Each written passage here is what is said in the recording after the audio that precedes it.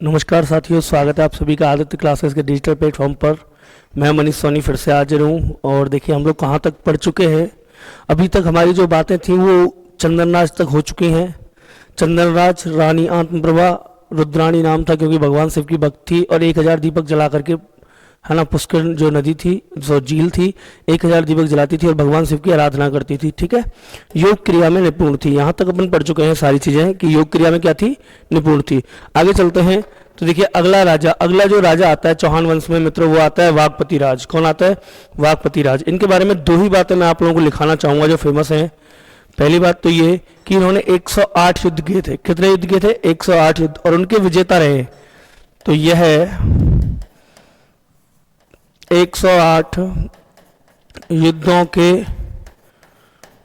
विजेता हैं, विजेता थे। कितने युद्धों के विजेता थे मित्रों? 108 युद्धों के ये बंदा विजेता था। तो हम कह सकते हैं कि ये 108 युद्धों के विजेता थे। एक बात तो ये बताना चाहूंगा, और सेकंड बात इनके बारे में बताना चाहूंगा कि इनका एक बेटा हुआ था और बेटे का नाम था लक्ष्मण राज। इनका जो पुत्र होता है, और उस पुत्र का नाम क्या है? पुत्र का नाम है लक्ष्मण राज, है ना। लक्ष्मण राज को कोई प्रॉब्लम थी नहीं आने में, लेकिन लक्ष्मण राज खुद से अपना स्वयं का एक साम्राज्य स्थापित करना चाहता था। इसीलिए लक्ष्मण राज यहां से छोड़ करके चला जाता है। और याद रखेंगे जब अपन पढ़ेंगे चौहान की ब्रांचेज अलग अलग, जब चौहान वंश की हम शाखाएं पढ़ेंगे तो मैं आपको बताऊंगा। अभी नाडौल के चौहान आएंगे, पाली वाले, रणथंभौर के चौहान आएंगे, जालौर के चौहान आएंगे, है ना। जब अलग अलग चौहानों की ये शाखाएं आएंगी तब मैं आपको ये क्लियर करा दूंगा। फिलहाल तो मैं आपको यहाँ ये इतना ही बता देने वाला हूँ कि वाघपति राज का जो बेटा है लक्ष्मण राज, ये चला जाता है यहाँ से नाडौल। कहाँ? नाडौल अर्थात पाली, और पाली जाकर के चौहान वंश की स्थापना करता है। क्लियर? तो मित्रों वाघपति राज में अपन यही बातें देखिए, वही बातें बढ़ेंगे जो हमारे काम की अभी अपन ने बात की थी। 108 युद्धों का विजेता कहा गया है किसको? वाघपति राज को। इनका पुत्र, आपको याद रखना है, इनका एक पुत्र था लक्ष्मण राज, और लक्ष्मण राज वो जो कि नाडौल पाली चला गया था और नाडौल पाली में जाके अपने खुद के राज्य की स्थापना करता है। क्लियर है? नाडौल पाली में जाकर के खुद के राज्य की स्थापना करता है। अगला जो राजा है मित्रों, अगला राजा देखते हैं कौन सा है। नेक्स्ट आएंगे विग्रहराज सेकंड। ठीक है, विग्रहराज सेकंड वही है जिनकी जो गुजरात का शासक था, कौन? मूलराज प्रथम। कौन? मूलराज प्रथम, जो गुजरात का चालुक्य शासक था। देखिए ये गुजरात के शासक को हराते हैं, गुजरात जाते हैं, गुजरात पे अटैक करते हैं, और गुजरात का शासक है सर, गुजरात का शासक कौन है? मूलराज प्रथम। और ये चालुक्य शासक था, कौन से वंश का है? चालुक्य वंश का था मूलराज प्रथम। मूलराज प्रथम को विग्रहराज हराते हैं, और उन्हें हरा करके जब वापस लौट रहे थे गुजरात में एक जगह पड़ती है भड़ौच। कौन सी जगह पड़ती है? भड़ौच, है ना। और भड़ौच कहाँ पे है? गुजरात में। वहां पर एक मंदिर बनवाते हैं, और मंदिर किसका बनवाते हैं? मंदिर बनवाते हैं अपनी कुल देवी का। कौन सी देवी? कुल देवी। कुल देवी कौन है? आशापुरा माता। ठीक है, आशापुरा माता का मंदिर बनवाते हैं। कहाँ? गुजरात भड़ौच में। आप लोगों को याद रहेगा शायद, कहाँ पे? गुजरात भड़ौच में आशापुरा माता का मंदिर बनवाते हैं। किसका मंदिर बनवाते हैं? आशापुरा माता, इनकी जो कुल देवी है उसका मंदिर बनवाते हैं गुजरात भड़ौच में। कौन बनवाते हैं? विग्रहराज सेकंड। ठीक है, तो विग्रहराज सेकंड के बारे में हमने पढ़ा कि एक तो गुजरात का शासक था मूलराज प्रथम, उसे पराजित करते हैं। उसे पराजित करके जब आ रहे थे तो भड़ौच में, गुजरात में अपनी कुल देवी आशापुरा माता का मंदिर का निर्माण करवाते हैं। किसका निर्माण करवाते हैं? आशापुरा माता का मंदिर का निर्माण करवाते हैं विग्रहराज। क्लियर है? चलिए चलते हैं फिर आगे। तो अगला देखिए, अगला जो राजा आता है छठवां शासक चौहान वंश में, वो आता है मित्रों गोविंदराज। कौन आता है? गोविंदराज। ठीक है, इतिहासकार हुए एक फरिश्ता। कौन हुए? फरिश्ता। फरिश्ता जो थे, इतिहासकार कौन? फरिश्ता। और इतिहासकार फरिश्ता के अनुसार इन्होंने, किन्होंने? गोविंदराज थर्ड ने गजनी के शासकों को मारवाड़ पार करने नहीं दिया था। ठीक है, किसके अनुसार? फरिश्ता के अनुसार गजनी के शासकों को मारवाड़ पार नहीं करने दिया था। क्लियर है? किसने? गजनी के जो शासक थे गजनी जो जगह पड़ती है उसके जो शासक थे उन शासकों को गोविंदराज थर्ड ने मारवाड़ पार नहीं करने दिया था। कौन कह रहा है ये बात? ये बात कह रहा है फरिश्ता। सॉरी, देखिए फरिश्ता कहता है कि इसने गजनी के राजाओं को मारवाड़ पार नहीं करने दिया था। ठीक है, और एक पुस्तक मिलती है पृथ्वीराज विजय। कौन सी पुस्तक है? पृथ्वीराज विजय नामक पुस्तक है। उस पृथ्वीराज विजय के अनुसार इसको एक उपाधि दी गई है सर, और उपाधि कौन सी है? वेरीघट्ट की उपाधि दी गई है। किसे? गोविंदराज थर्ड को। क्लियर है? तो गोविंदराज थर्ड की यदि मैं बात करूं तो गोविंदराज थर्ड को वेरीघट्ट की उपाधि दी गई है। कौन सी पुस्तक के अनुसार? पृथ्वीराज विजय के अनुसार। इसके अलावा इतिहासकार है कौन? फरिश्ता। फरिश्ता क्या कहता है कि इसने गजनी के शासकों को मारवाड़ पार नहीं करने दिया था। क्लियर? गजनी के शासकों को मारवाड़ पार नहीं करने दिया था। किसने? इसने किसने? गोविंदराज ने। ठीक है, गोविंदराज के बाद जो अगला शासक बनता है वो अजमेर का अजय राज, है ना। अजय राज के बारे में देखिए बहुत सारी चीजें हैं। अजमेर शहर की स्थापना करवाता है 1113 ईस्वी में। कौन? अजय राज, है ना। अजय राज के जो पिता का नाम था वो था पृथ्वीराज फर्स्ट। रीट 2023 में पूछा गया था। इसके अलावा गजनी के जो आक्रमणकारी थे उनके आक्रमणकारी जो थे उनको हराता है ये। ठीक है, गजनी के आक्रमणकारियों को हराता है। इसके अलावा पार्श्वनाथ मंदिर में सोने का कलश भेंट करता है। दिगंबर और श्वेतांबर जो थे उनके बीच शास्त्रार्थ की अध्यक्षता करता है।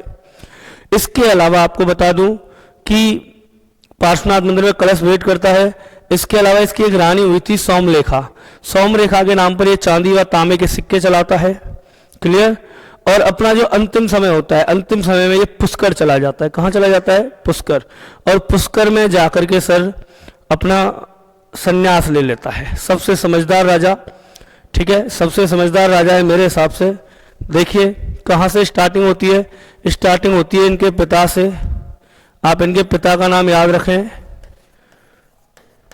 पृथ्वीराज प्रथम। पृथ्वीराज फर्स्ट इनके पिता थे। क्यों? क्योंकि रीट में पूछा गया है 2023 में। इसके बाद सुन लीजिए, अजय राज के पिता का नाम पृथ्वीराज फर्स्ट था।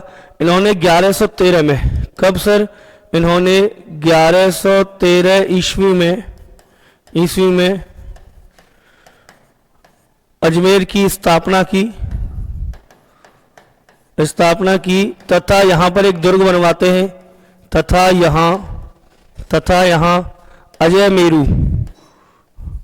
अजय मेरू नामक दुर्ग बनवाया। क्या बनवाया? दुर्ग बनवाया। क्लियर? दोबारा सुन लीजिए, 1113 ईस्वी में कौन? अजय राज। 1113 ईस्वी में अजय राज जी क्या करते हैं? अजमेर की स्थापना करते हैं और यहाँ पर एक दुर्ग का निर्माण करते हैं। कौन से दुर्ग का? अजय मेरू दुर्ग। कौन से दुर्ग का? अजय मेरू दुर्ग का निर्माण करते हैं। क्लियर? आगे बात करें तो इन्होंने गजनी के गर्जर मतंगों को हराया था। ऐसा लिखा जाता है इन्होंने गर्जर मतंगों को हराया था। गर्जर मतंग मतलब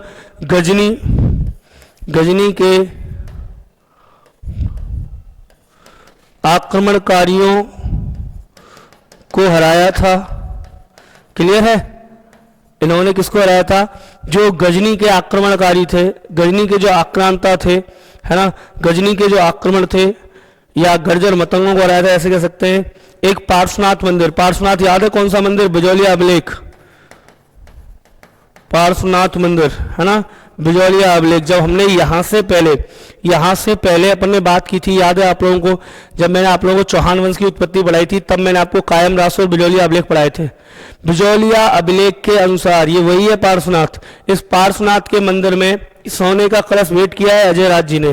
पार्श्वनाथ मंदिर में सोने का कलश भेंट दिया, सोने का कलश भेंट किया। किसने? पार्श्वनाथ मंदिर में सोने का कलश भेंट किया। किसने किया सोने का कलश भेंट? सर अजय राज ने। ठीक है, इसके अलावा बात करें तो इनकी एक पत्नी थी, एक ही पत्नी होती थी ऐसा नहीं है, राजाओं की बहुत सारी रानियां हुआ करती थी। तो इनकी एक रानी है, रानी का नाम क्या है? सोमलेखा। सोमलेखा कह लो या सोमल देवी कह लो, है ना, सोमल देवी। इस सोमल देवी या सोमलेखा के नाम पर इन्होंने चांदी व तांबे के सर सिक्के चलाए थे। क्या चलाए थे? चांदी व तांबे के सिक्के चलाए थे। दोबारा सुन लीजिए। अजयराज पिता कौन है? पृथ्वीराज फर्स्ट इनके पिता हैं। अजमेर शहर की स्थापना करते हैं 1113 ईस्वी में। अजमेरू दुर्ग बनवाते हैं। इसके अलावा अगर बात करें हम तो गजनी के आक्रमणकारियों को हराते हैं।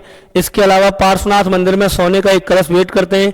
इनकी पत्नी थी सोमलेखा या सोमल देवी, उसके नाम पर चांदी व तांबे के सिक्के जलाते हैं। क्लियर है? चांदी व तांबे के सिक्के जलाते हैं। और एक और बात बता दूं कमाल की, कि जब इनका अंतिम समय आया था तो अंतिम दिनों में ये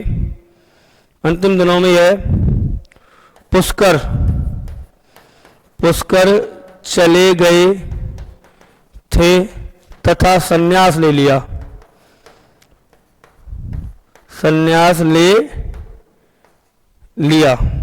अपने अंतिम दिनों में पुष्कर चले गए थे तथा संन्यास ले लिया। और अपने पुत्र, और इनका जो पुत्र था कौन? और अपने पुत्र कौन सा पुत्र था इनका? अर्णोराज। और अपने पुत्र अर्णोराज को क्या बनाया? राजा बनाया। क्लियर है सर? अंतिम दिनों में ये कहाँ चले जाते हैं? अंतिम दिनों में पुष्कर चले जाते हैं और अपने पुत्र अर्णोराज को क्या बना देते हैं? राजा बनाया। क्लियर है? ये थे हमारे अजयराज जी चौहान। कौन? अजयराज जी चौहान। दोबारा सुन लीजिए अजयराज जी चौहान जी के बारे में क्या कह रहे हैं अपन। अजयराज चौहान पिता का नाम है पृथ्वीराज फर्स्ट, 1113 ईस्वी में अजमेर शहर की स्थापना करते हैं। मोस्ट इंपॉर्टेंट बात है ये, कई बार अब तक पूछी भी जा चुकी है कि अजमेर शहर की स्थापना कब व किसने की? तो 1113 ईस्वी में अजमेर शहर की स्थापना करते हैं अजयराज। आगे बात करें तो गजनी के आक्रमणकारियों को हराते हैं पार्श्वनाथ मंदिर में। पार्श्वनाथ मंदिर बिजौलिया अभिलेख वाला जो है वहां सोने का कलश भेंट में देते हैं। इसके अलावा इनकी रानी है सोमलेखा या सोमल देवी, इसके नाम पर चांदी व तांबे के सिक्के चलाते हैं सर। और अपने अंतिम दिनों में देखिए सबसे अच्छी बात ये होती है कि अपने अंतिम दिनों में जब इनको लगा कि भाई अब मैं शासन नहीं कर पाऊंगा तो अपने अंतिम दिनों में अपना जो पुत्र था, इनका पुत्र था अर्णोराज को राजा बना देते हैं। किसको? अर्णोराज को शासक बना देते हैं और स्वयं चले जाते हैं कहाँ? भगवान के भजन के लिए स्वयं पुष्कर चले जाते हैं। कहाँ चले जाते हैं? स्वयं पुष्कर चले जाते हैं और सन्यासी हो जाते हैं। क्लियर है? तो बहुत अच्छी बात है ये कि भाई जब आपको लग रहा है कि आप नहीं कर पाओगे तो समय से दे दीजिए। कम से कम ऐसा जगदेव की तरह तो नहीं होगा कि अर्णोराज की हत्या कर दी थी जगदेव ने। इनका पुत्र था अर्णोराज, अर्णोराज की हत्या किसने की थी? जगदेव ने, उन्हीं के पुत्र ने कर दी थी। ठीक है? तो उससे अच्छा तो आप समय पे दे दो, अपना समय से ही दे दो और फ्री हो जाओ दे जा करके। क्लियर है? क्लियर है? तो मित्रों आगे चलते हैं। इसके बाद जो शासक हुआ है, एक मिनट, देखो अजयराज हमने पढ़ लिया। अजयराज के बाद जो शासक होता है अगला वो देखते हैं।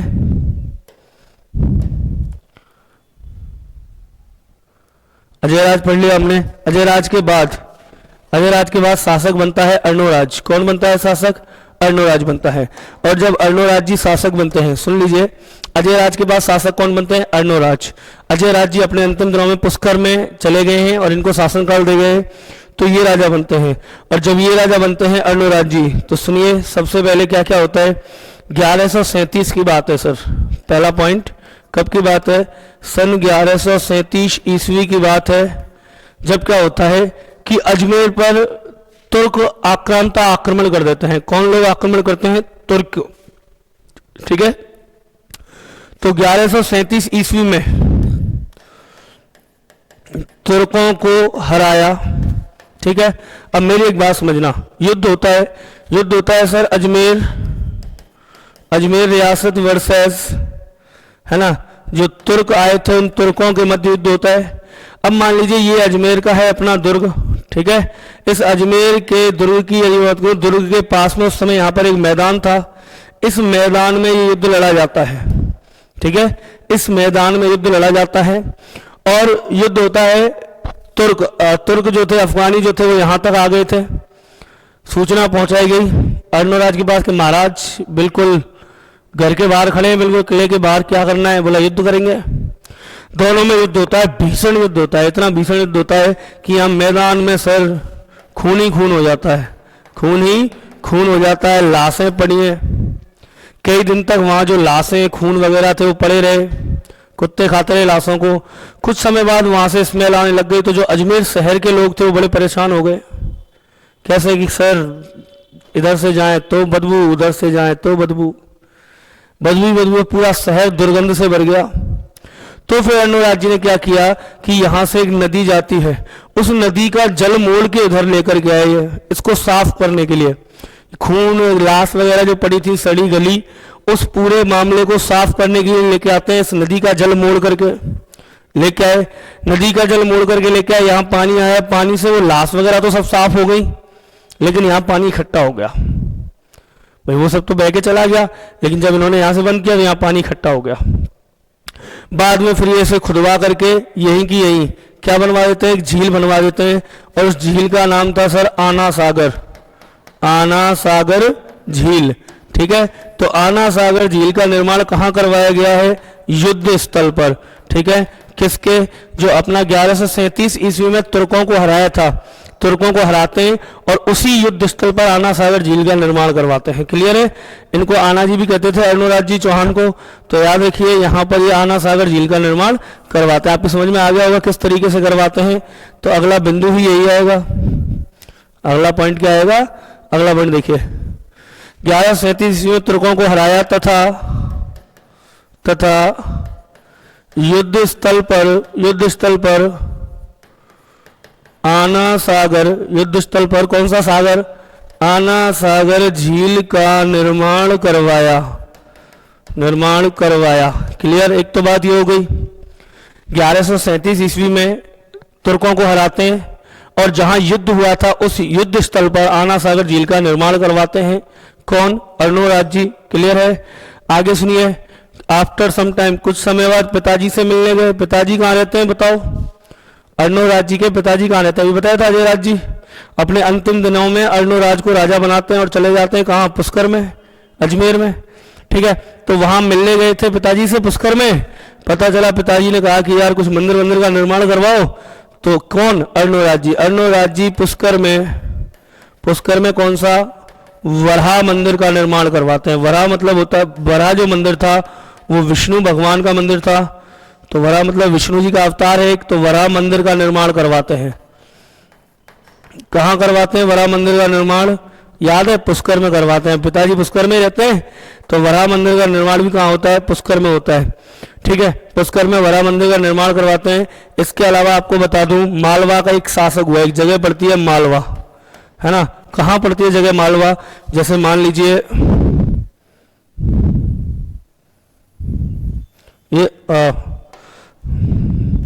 ये अपना राजस्थान है ना, कुछ ऐसा है।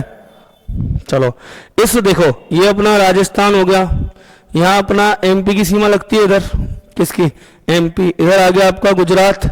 ठीक है, तो ये वाला जो हिस्सा है जो एमपी में ही आता है, ये वाला हिस्सा कहलाता है मालवा। क्या कहलाता है, यहां से गुजरात चालू होता है, तो ये वाला हिस्सा राजस्थान और एमपी वाला जो हिस्सा है ये मालवा कहलाता है। क्या कहलाता है, मालवा। तो मालवा का एक शासक हुआ है नरवर्मन। क्या हुआ है, नरवर्मन। तो मालवा का जो शासक था क्या, नरवर्मन। इस नरवर्मन को ये पराजित करते हैं कौन, अर्णोराज जी चौहान। ठीक है, अर्णोराज जी किसको पराजित करते हैं, मालवा के नरवर्मन को पराजित करते हैं। क्लियर, नोट करवाएं। चलिए देखिए, नोट करवा दिया। तीसरी बात ये कि मालवा के शासक नरवर्मन को पराजित किया। किसको पराजित किया, मालवा के शासक नरवर्मन को पराजित किया। किसने, अर्णोराज जी ने। मालवा के शासक नरवर्मन को पराजित किया, किसने पराजित किया, अर्णोराज जी ने। इसके अलावा आपको अब दो बातें बताता हूं मैं, अलग अलग सुनना। इसके अलावा दो बहुत ही अच्छे युद्ध हुए जिनसे परिणाम अच्छे निकले हैं। एक साइड में युद्ध होता है,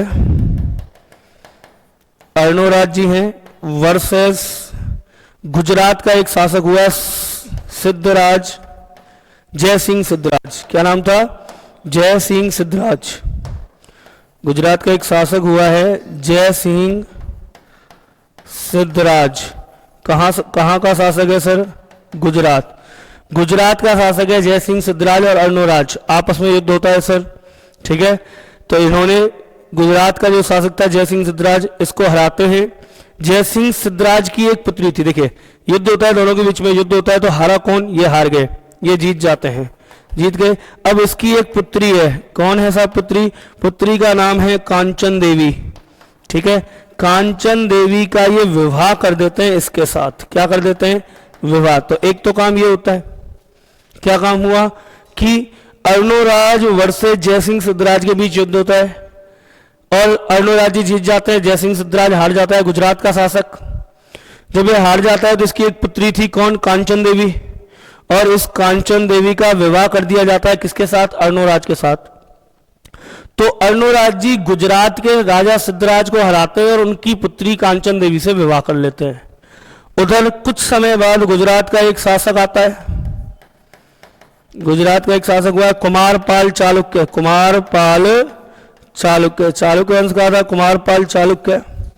वो अजमेर पर अटैक करते हैं, किस पर? अर्णोराज्य पर। ठीक है, दोनों बातें सुनना। इधर अर्णोराज जी जयसिंह सिद्धराज जी की पुत्री से विवाह कर लेते हैं। ठीक है, अर्णोराज ने विवाह किससे किया? जयसिंह सिद्धराज की पुत्री कांचन देवी से। इधर गुजरात का एक शासक है कुमारपाल चालुक्य, अर्णोराज जी पे हमला कर देता है। कुछ समय बाद हमला कर देता है तो कौन हारता है सर? अर्णोराज जी हार जाते हैं और कुमारपाल चालुक्य जीत जाता है। तो कुमारपाल चालुक्य ने इन्हें हराया और इनकी पुत्री, किसकी पुत्री? अर्णोराज की पुत्री थी जल्लड़ देवी। जल्लड़ देवी, ठीक है, कौन है? पुत्री है। अर्णोराज जी की पुत्री थी एक जल्लड़ देवी। क्या नाम था? जल्लड़ देवी। इस जल्लड़ देवी या जालड़ देवी या जो भी नाम मिलेगा, इस जल्लड़ देवी से विवाह हो जाता है किसका? कुमारपाल चालुक्य का। बात समझ में आई? कुछ कुछ नहीं आई? दो युद्ध हैं, दोनों युद्ध देख लो। अर्णोराज जी अजमेर वाले और जयसिंह सिद्धराज गुजरात वाले, इन दोनों का आपस में युद्ध होता है। युद्ध हुआ तो युद्ध के बाद अगर अपन बात करें तो अर्णोराज जी जीत जाते हैं, सिद्धराज हार जाता है। सिद्धराज हार जाता है तो सिद्धराज की जो पुत्री है कांचन देवी, उस कांचन देवी का विवाह कर दिया जाता है अर्णोराज के साथ में। मतलब अर्णोराज इसको हराते हैं और इसकी पुत्री से विवाह कर लेते हैं। एक आता है गुजरात का शासक कुमारपाल चालुक्य, अर्णोराज को हराता है और अर्णोराज की पुत्री से विवाह कर लेता है। मतलब खून का बदला खून। अजमेर वाले गुजरात वालों को हराते हैं, गुजरात वालों की पुत्री से विवाह कर लाते हैं। गुजरात का कोई आता है दमदार शासक, अजमेर वालों को हराता है, अजमेर वालों की पुत्री से विवाह कर लेता है। इसका मतलब टिट फॉर टैट, जैसे को तैसा, खून का बदला खून से होगा। तो वही खून का बदला खून है, लेकिन यहाँ खून का बदला खून नहीं है, यहाँ पुत्री के बदले पुत्री। समझ रहे हो? पुत्री के बदले पुत्री। तो ये थे कौन? अर्णोराज जी। इसके अलावा और बात करें तो और सुन लो, और वो अर्णोराज जी के दो दरबारी विद्वान कभी हुए मित्रों, है ना? अर्णोराज जी के, एक मिनट, हाँ, तो अर्णोराज जी के दो दरबारी कभी हुए हैं। कौन कौन हुए? नंबर एक का नाम था धर्मघोष और दूसरे का नाम था देवबोध। ठीक है, धर्मघोष और देवबोध दो इनके जो इनके पति थे, सॉरी विद्वान हुए हैं, दरबारी विद्वान दो थे, धर्मघोष और देवबोध। अच्छा चलिए यहां से आगे चलते हैं, दोबारा यहां तक देख लो एक बार। अर्णोराज 1137 ईस्वी में तुर्कों को हराते हैं तथा युद्धस्थल पर आना सागर झील का निर्माण करवाते हैं। कब? 1137 में। पुष्कर में वराह मंदिर का, सॉरी सुनिए, पुष्कर में वराह मंदिर का निर्माण करवाया जाता है। वराह मंदिर भगवान शिव का मंदिर है, सूअर के रूप में होता है। ठीक है, इसके अलावा मालवा के नरवर्मन को हराते हैं। अच्छा, इसने गुजरात राजा जयसिंह सिद्धराज को हराया। किसने? अर्णोराज ने गुजरात के राजा जयसिंह सिद्धराज को हराया तथा उसकी पुत्री कांचन देवी से विवाह कर लिया। इधर गुजरात का कुमारपाल चालुक्य इसे हराता है। किसे? अर्णोराज को। इसकी पुत्री जालड़ देवी या जल्लड़ देवी, जो भी नाम हो, जालड़ देवी से विवाह कर लेता है। जालड़ या जल्लड़ यही मिलता है ज्यादातर, है ना? तो जालड़ देवी या जल्लड़ देवी से विवाह कर लेता है कौन? कुमारपाल चालुक्य। अब बात करते हैं सर यहाँ, तो इनके दो कौन थे दरबारी विद्वान थे? देवबोध और धर्मघोष। अच्छा, अंतिम समय में इन्होंने गलती की श्रीमान ने। अर्णोराज जी अंतिम समय में बहुत गलती करते हैं। क्या गलती करते हैं कि ये खुद राजा बनना चाहते हैं और इनका पुत्र होता है एक जगदेव, और जगदेव इनकी हत्या कर देता है। तो आप एंड में ये दो तीन बातें लिख लीजिए। एक लिखिए, यहां तक तो लिख लिया होगा, यहां से आगे लिख लीजिए। अर्णोराज ने जयसिंह सिद्धराज को हराया तथा उनकी पुत्री कांचन देवी से विवाह कर लिया। फिर आगे चलेंगे तो आगे लिखेंगे अपन क्या कि गुजरात के शासक कुमारपाल चालुक्य ने अर्णोराज को हराया तथा अर्णोराज की पुत्री जालड़ देवी से विवाह कर लिया। इनके दो ही थे दरबारी विद्वान, धर्मघोष और देवबोध, दोनों जैन बंधु थे। ठीक है, आगे बात करें तो इनके पुत्र जगदेव, कौन था नाम? जगदेव ने इनकी क्या कर दी? हत्या। कैसे कर दी? भाई साहब आराम से बैठे थे, फर्स्ट क्लास, है ना? जगदेव आया, पीछे से देखा, अच्छा पिताजी चल कर रहे हो, क्या कर रहे हो, चल कर रहे हो गर्मी में, आया पीछे से और अजय मेरू दुर्ग के ऊपर से पिताजी नीचे, पिताजी नीचे। अब जैसे ही ये मरते हैं, कौन, अर्णोराज जी, तो खलबली मच गई पूरे महल में कि जगदेव ने अर्णोराज जी को मार दिया, जगदेव ने पिता को मार दिया। तो याद रखिए पहला पितृहंता चौहान वंश में कौन हुआ है, जगदेव हुआ है। पहला पितृहंता चौहान वंश में कौन हुआ है, जगदेव हुआ है, जिसने अपने पिता अर्णोराज की हत्या कर दी। यहां तक समझ में आगे होंगी चीजें।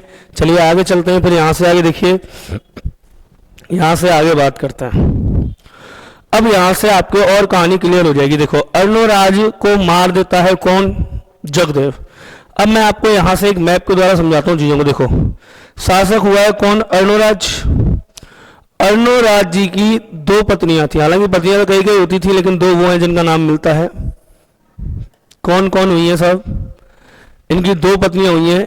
एक तो हुई थी सुधवा, सुधवा, ठीक, कौन सी हुई है, सुधवा हुई है, क्लियर। सुधवा के अलावा दूसरी हुई है विधवा, मतलब कि कांचन देवी, कांचन देवी, ठीक है, वो मैंने याद कर रखा है सुधवा विधवा के नाम से, आप कैसे भी याद कर लें।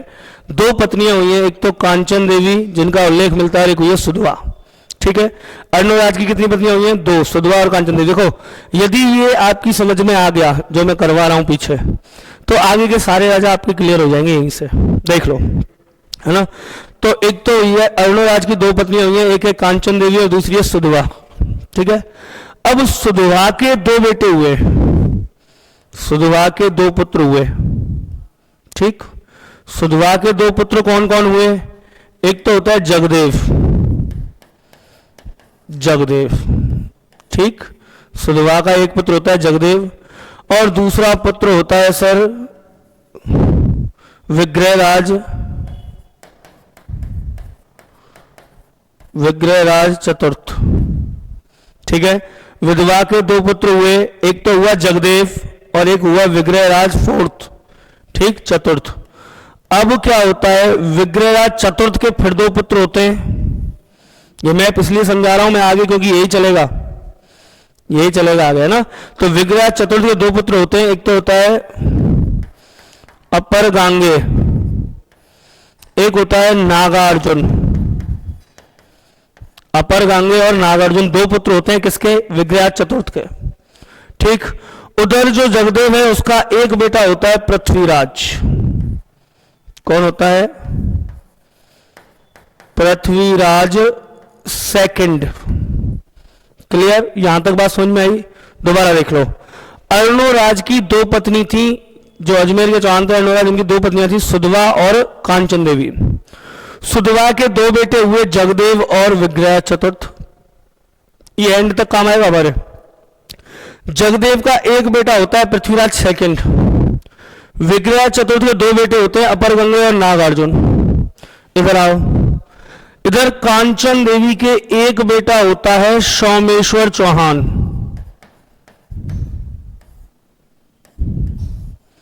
कांचन देवी के कौन हुआ, एक हुआ, कौन हुआ, सोमेश्वर, ठीक है। अब सोमेश्वर के दो होते हैं पृथ्वीराज और हरिराज, ठीक। सोमेश्वर के कितने हुए, दो।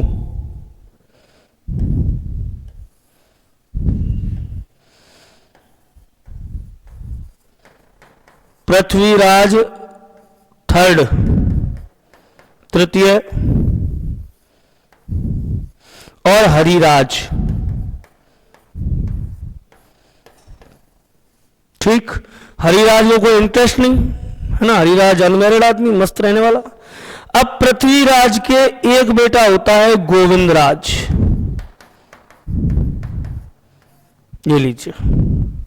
हरिराज की शादी हुई नहीं थी, हरिराज जवानी में, भरी जवानी में बेचारे चले गए थे, है ना, लेड पी लिया था, आत्महत्या कर ली थी हरिराज ने, ठीक है। तो ये आगे की वंशावली जो हम पढ़ने वाले हैं, क्लियर।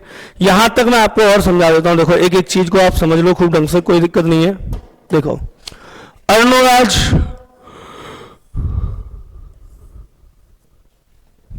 अर्णोराज की दो रानी सुधवा और कांचन देवी।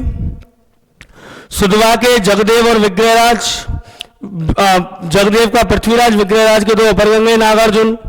कांचन देवी का सोमेश्वर, सोमेश्वर का पृथ्वीराज थर्ड हरिराज और पृथ्वीराज का गोविंदराज।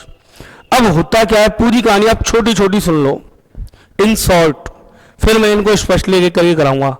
सबसे पहले आप यहां आओ कि अभी मैंने बताया जगदेव ने अर्णोराज की क्या कर दी, हत्या। अर्णोराज के पुत्र जगदेव ने अर्णोराज की हत्या कर दी। अगर जगदेव हत्या कर देता है तो नंबर 1 पे शासक कौन बनता है, नंबर 1 पे शासक बनता है जगदेव। पिता की हत्या की, पिता की हत्या करके शासक बन जाता है जगदेव, जगदेव राजा बनता है। लेकिन जगदेव को ये विग्रह चतुर्थ जो छोटा भाई था इस जगदेव का, ठीक है, अब उससे पहले की चलो, जगदेव को विग्रह चतुर्थ जो था छोटा भाई, वो मंत्रियों की सहायता से इसको हटा देता है। क्यों? क्योंकि इसने पिता की हत्या की थी, पितृहंता था। कौन था ये? पितृहंता। पितृहंता था तो इसको हटा देते हैं और दूसरे नंबर पे शासक बनता है ये विग्रहराज फोर्थ। विग्रहराज के बाद शासक बनता है विग्रहराज का बेटा कौन, नंबर 3 अपर गंगे। नागार्जुन का कोई मतलब नहीं, नागार्जुन हरिराज दोनों एक जैसे है ना, सीताराम सीताराम सीताराम कहना और जाय विद राखे राम ताई विद रहना, इनको कोई मतलब नहीं है। नागार्जुन और हरिराज है ना, कोई मतलब नहीं, आगे कोई टेंशन नहीं फ्यूचर की। चलिए, तो तीसरे नंबर बनता है अपर गंगे। अपर गंगे को पृथ्वीराज सेकंड हरा देता है और इनको भगा देता है और यहां राजा बनता है नंबर 4 पे पृथ्वीराज सेकंड बन गया, पृथ्वीराज सेकंड राजा बन गया। अब इन सबका नंबर आ गया, पृथ्वीराज सेकंड, अपर गंगे, नागार्जुन को भगा देता है और ये गुरुग्राम चले जाते हैं सर, गुड़गांव चले जाते हैं ना, गुरुग्राम।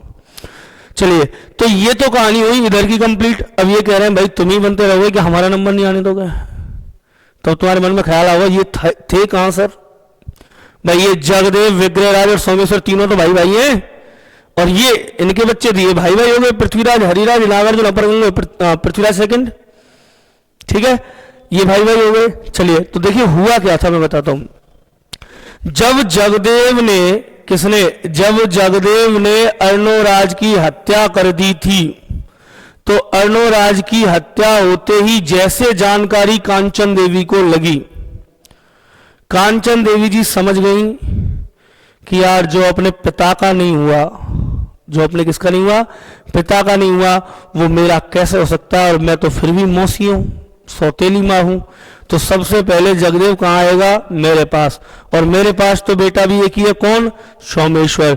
तो कांचन देवी को यही डर था कि ऐसा ना हो जगदेव ने अर्णोराज जी को तो मार दिया, कि ऐसा ना हो मुझे या मेरे पुत्र या हम दोनों को वो मार दे, ठीक है।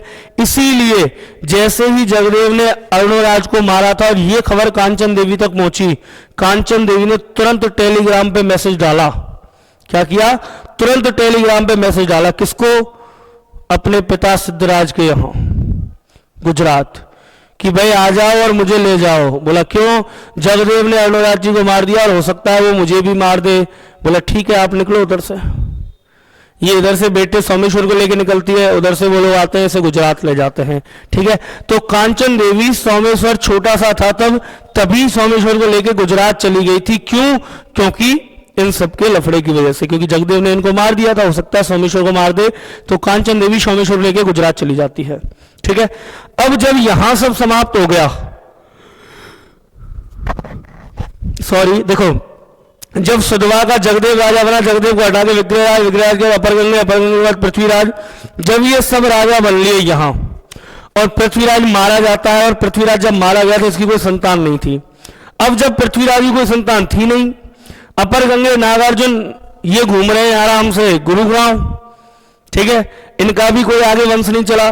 जब यहां कोई वंश चला ही नहीं तो समस्या आ गई कि अब राजा किसे बनाए। पृथ्वीराज के बाद, पृथ्वीराज के मरने के बाद पूरा मंत्रिमंडल पहुंचता है सर कहां, कांचन देवी के पास। कांचन देवी के पास पहुंचते तो कांचन देवी बोलती है हाँ, सोमेश्वर उस समय फोरम पे था, इसके मामा का दुश्मन था, एक शत्रु था, मल्लिकार्जुन है ना, कोंकण का राजा था उधर, तो उसको हरा के आता है। तो याद रखिए सोमेश्वर चौहान जो है उस समय फोरम पे थे। अब इसके बाद होता गया है, चौथे नंबर पृथ्वीराज बना, इधर तो कोई बचा नहीं, तो 5वें नंबर पे अजमेर का शासक बनता है सोमेश्वर चौहान। कौन बनता है? सोमेश्वर चौहान बन गया। सोमेश्वर चौहान राज्य करता है और सोमेश्वर के जस्ट बाद नंबर आता है किसका? इसके बेटे पृथ्वीराज का।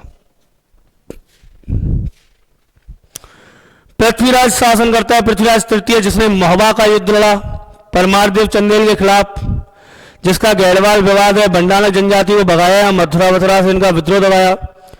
इधर जैसी पृथ्वीराज में बात पहुंचती है, जैसे पृथ्वीराज में बात पहुंचती है, तुरंत नागार्जुन अपर गंगे गुड़गांव से आ जाते हैं। बोल भाई हमें भी चाहिए राज, क्योंकि हम तो भाई भाई हैं। तब तक तो हमारा कौन कर रहा था? चाचा, इनका चाचा ही तो है सोमेश्वर, इन दोनों का ही अंकल ही तो लगा सोमेश्वर चौहान। बोला अभी तक तो चाचा पे था, अब चाचा ने राजा आपको बना दिया, भाई साहब हमें भी आधा राज्य चाहिए। पृथ्वीराज चौहान चप्पलें निकालता है भाई साहब, और तबीयत से देता है रख रख के, और इनको वापस वहीं भगा देता है। कहां? जहां से आए थे गुरुग्राम, भाग जाते हैं वापस, तो इनके विद्रोह को दबाता है। उसके बाद पृथ्वीराज राजा बनता है। पृथ्वीराज जैसा मोहम्मद गौरी बताता है कि 1192 में तराइन के द्वितीय युद्ध के बाद मारे जाते हैं। इसके बाद राजा बनता है नंबर 7 पे गोविंदराज, पृथ्वीराज का बेटा। गोविंदराज राजा बना, लेकिन ऐसा बताते हैं गोविंदराज ने संधि कर ली थी मोहम्मद गौरी के साथ, और जब इसने संधि कर ली थी तो फिर किसने? हरिराज ने गोविंदराज को भगा दिया कि गोविंदराज जी प्राण जाए पर वचन ना जाए, है ना। गोविंदराज का चाचा था कौन? हरिराज, पृथ्वीराज का भाई। हरिराज इसको भगा देता है, निकल जा मेरे घर से, है ना। मतलब कि तूने मतलब चौहानों की इज्जत को दाग लगा दिया, संधि कर ली, प्राण जाए पर वचन ना जाए, तो गोविंदराज को भगा देता है। गोविंदराज यहां से चला जाता है सर, और रणथंभौर में जाकर के चौहान वंश की स्थापना करता है। मैं आपको पढ़ाऊंगा बाद में, ठीक है। यहां से भी एक ब्रांच निकलेगी। फिर इसके बाद शासक बनता है कौन? नंबर 8 पे हरिराज। हरिराज शासक बनता है। हरिराज पहले दिल्ली पे अटैक करवाता है तो हार जाता है। उधर मोहम्मद गौरी इन पे अटैक करवाता है तो हार जाता है। कहने का मतलब इसने वहां पीटने के लिए गया, उसके घर तो पिट के आ गया, वो पीटने आया इसके घर तो पिट गया। कहने का मतलब दोनों युद्धों को हारता है, और जब ये हारता है इसको सूचना मिलती है कि हार गया, तो भाई साहब ऊपर चल रहे थे जाम पे जाम, थोड़ा सा लेड लिया, लेड मिलाया, सीसा मिलाते हैं और पी जाते हैं। सीसा पीने से इनकी क्या होती है? आहार नालिका कट जाती है और ये आत्महत्या कर लेते हैं। तो यहां आकर के अजमेर का चौहान वंश समाप्त हो जाता है सर। अंतिम शासक अजमेर के चौहान वंश का कौन था? हरिराज, जो कि क्या कर लेता है? आत्महत्या कर लेता है। क्लियर? आई थिंक आपकी समझ में आया होगा। अर्णोराज की 2 पत्नियां सुधवा और कांचन देवी। सुधवा के 2 जगदेव और विग्रहराज। पहले जगदेव राजा बना, फिर जगदेव को हटा के विग्रहराज राजा बनता है। विग्रहराज के अपर गंगे नागार्जुन अपर गंगे बनता है, अपर गंगे को हटा देता है, पृथ्वीराज सेकंड वो राजा बनता है। उसके बाद कांचन देवी का 5वां ये सोमेश्वर राजा बनता है, पृथ्वीराज 3rd, फिर गोविंदराज, और लास्ट में हरिराज राजा बनता है। हरिराज लास्ट में आत्महत्या कर लेता है। यहां आके अजमेर के चौहान समाप्त हो जाते हैं। क्लियर? अब चले पढ़े एक एक को करके, तो चलिए चलते हैं। सबसे पहले कौन आएगा? जगदेव। जगदेव में हम 2 ही बातें लिखेंगे सर। क्या? नंबर 1 तो ये पितृहंता था, अर्थात इसने अपने पिता की हत्या की थी। अर्णोराज की हत्या कर दी थी जगदेव ने, तो इसने अपने पिता की हत्या की थी, इसलिए कौन था? ये पितृहंता था। और दूसरी बात, किसने हटा दिया इसे? विग्रहराज चतुर्थ, कोष्टक में लिख दो छोटा भाई। विग्रहराज चतुर्थ कोष्टक में छोटा भाई, विग्रहराज चतुर्थ ने इसे हटा दिया। वाह, विग्रहराज चतुर्थ ने इसे हटा दिया, वाह, स्वयं राजा बन गया, स्वयं राजा बन गया। क्लियर? भाई ये पितृहंता था, इसने अपने पिता की हत्या की है जगदेव ने, तो जगदेव को कौन? विग्रहराज चतुर्थ हटा देता है, और अगले नंबर पर राजा कौन बनेगा? विग्रहराज चतुर्थ। क्लियर है? तो अगले नंबर पर राजा बन जाता है विग्रहराज चतुर्थ। चलिए आगे चलते हैं। तो फिर जगदेव के बाद नंबर पे कौन आएगा? विग्रहराज चतुर्थ आया 10वें नंबर पे। तो अगला राजा कौन है? विग्रहराज चतुर्थ। कौन है राजा? विग्रहराज चतुर्थ आया अगले नंबर पे राजा बनके। ठीक है सर, विग्रहराज चतुर्थ राजा बनता है। आगे देखते हैं। देखो, विग्रहराज चतुर्थ का जो शासनकाल है वो है 1153 से 1163 ईस्वी। 1153 से 1163 63 तक ये राजा रहे, शासनकाल है इनका। ठीक है। अच्छा, एक इतिहासकार हुए हैं, इतिहासकार कौन हुए हैं सर? दशरथ शर्मा हुए हैं, राइटर। वो कहते हैं कि इनका जो शासनकाल है विग्रह चतुर्थ का, वो चौहानों का स्वर्ण काल है। अजमेर के चौहानों का क्या है? स्वर्ण काल। किसके अनुसार? दशरथ शर्मा के अनुसार। दशरथ शर्मा के अनुसार इनका शासनकाल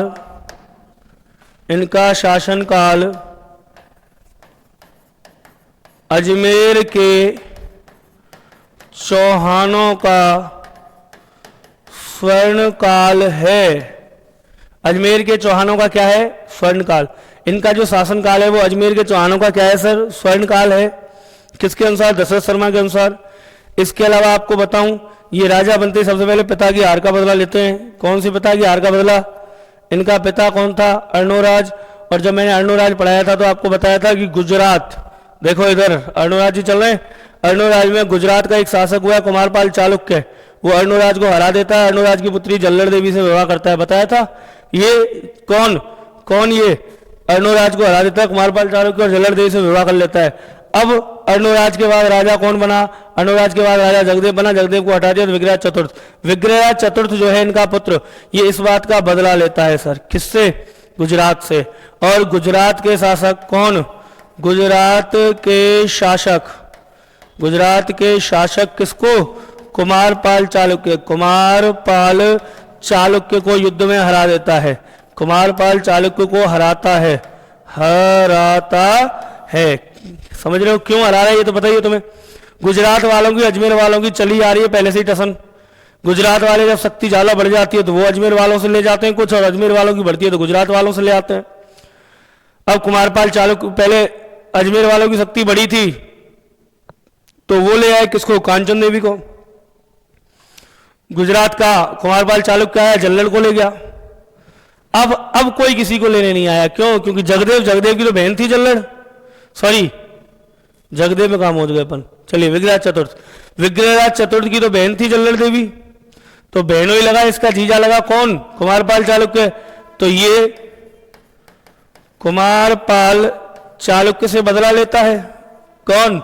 विग्रह चतुर्थ कुमारपाल चालुक्य को हराता है, कुमारपाल चालुक्य से बदला लेता है गुजरात वाला कुमारपाल चालुक्य, और गुजरात वाले कुमारपाल चालुक्य को ये बंदा हराता है सर युद्ध में। कौन? विग्रह चतुर्थ। अच्छा, इसी को नहीं हराया अकेले, इसके अलावा गजनी का एक शासक आता है। गजनी का शासक कौन? खुसरो शाह। खुसरो शाह को भी पराजित करता है, खुसरो शाह को हराता है। गजनी के शासक खुसरो शाह को हराता है। ये बात कौन सी पुस्तक में लिखी हुई है? ललित विग्रहराज पुस्तक है। कौन सी? ललित विग्रहराज। ललित विग्रहराज पुस्तक के अनुसार हमें पता चलता है कि गजनी का शासक था कौन? खुसरो शाह, उसको भी ये हराता है। कौन हराता है? विग्रह चतुर्थ। इसके अलावा सुनिए, इसके अलावा बात करें तो इसने दिल्ली के तोमर राजाओं को हराया था और अपना क्या बना लिया? सामंत बना लिया। दिल्ली के तोमरों को हराता है, दिल्ली के तोमर राजाओं को हराया और अपना सामंत बना लिया। और अपना क्या बना लिया? सामंत। क्या आप सामंत व्यवस्था को नहीं जानते? जानते होंगे सभी विद्यार्थी। अगर नहीं जानते हैं तो बता दूं, पहले भी बताइए मैंने। ये कोई रियासत है। क्या है रियासत?